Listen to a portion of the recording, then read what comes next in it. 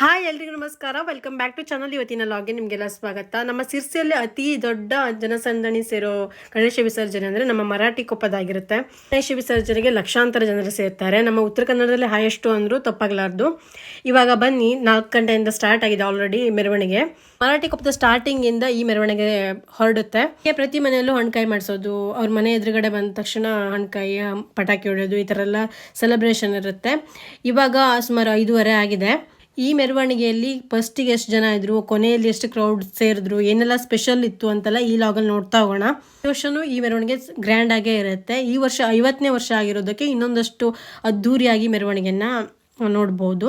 Starting ಅಷ್ಟೇ. ಈ ಮೆರವಣಿಗೆಯಲ್ಲಿ ಏನೆಲ್ಲ ಮನೋರಂಜನೆ ಇದೆ ಅಂತ ನೋಡ್ತಾ ಹೋಗೋಣ. ಹಾಗೆ ಕೊನೆಯಲ್ಲಿ ಎಷ್ಟು ಜನ ಆದರೂ ಏನೆಲ್ಲ ಸ್ಪೆಷಲ್ ಇತ್ತು ಅಂತ ಪೂರ್ತಿ ಲಾಗನ್ನು ನೋಡಿ ಬನ್ನಿ. ಇವಾಗ ನೋಡ್ತಾ ಹೋಗೋಣ.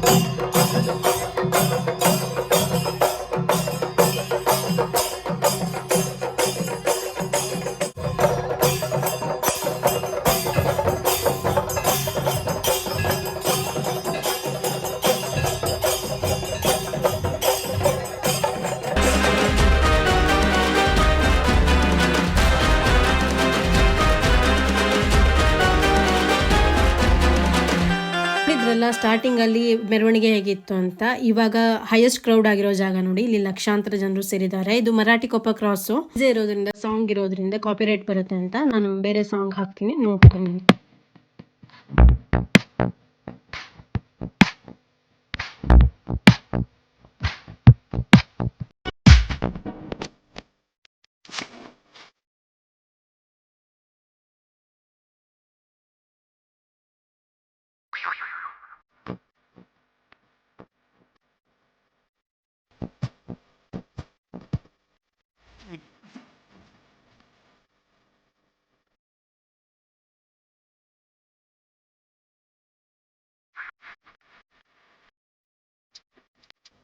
ಹಾಗೆ ಗಣಪತಿ ಮೂರ್ತಿ ಮರಾಠಿಕೊಪ್ಪ ಮಹಾರಾಜ್ ಈ ಬೋರ್ಡ್ ದಾಟ್ತಾ ಇದ್ದಾಗೆ ಒಂದು ಸರ್ಪ್ರೈಸ್ ಎಲಿಮೆಂಟ್ ಇದೆ ಅಂತ ಹೇಳಿದ್ರು ಸಿರ್ಸಿ ಜನತೆಗೆ.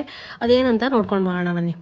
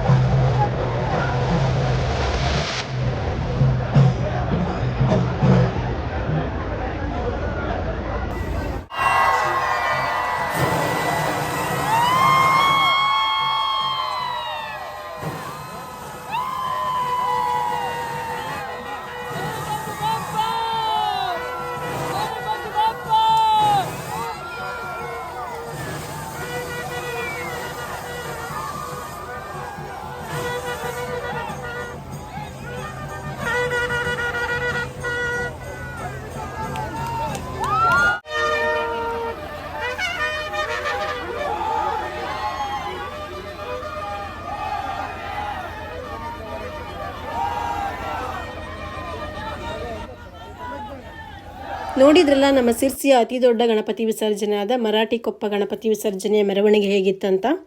ಹಾಗೆ ಈ ಮೆರವಣಿಗೆ ಮುಂದುವರೆದು ಮಾರಿಗುಡಿಯವರಿಗೆ ಹೋಗುತ್ತೆ. ಆಮೇಲೆ ಬೆಳಗಿನ ಜಾವ 3:30 ಗಣಪತಿ ವಿಸರ್ಜನೆ ಕೂಡ ಆಗಿದೆ ಅಂತೆ. ಇದಾಗಿತ್ತು ಇವತ್ತಿನ ಲಾಗು. ನಿಮಗೆಲ್ಲ ಇವತ್ತಿನ ಈ ಲಾಗ್ ಇಷ್ಟ ಆದರೆ ಲೈಕ್ ಮಾಡಿ, ಹಾಗೆ ಸಬ್ಸ್ಕ್ರೈಬ್ ಮಾಡದೆ ನೋಡ್ತಾ ಇದ್ದರೆ ಸಬ್ಸ್ಕ್ರೈಬ್ ಮಾಡ್ಕೊಳ್ಳಿ. ಫೇಸ್ಬುಕ್ ಪೇಜಲ್ಲೂ ಫಾಲೋ ಮಾಡಿ, ಹಾಗೆ ಹೆಚ್ಚು ಶೇರ್ ಮಾಡಿ. Thank you for watching. Bye.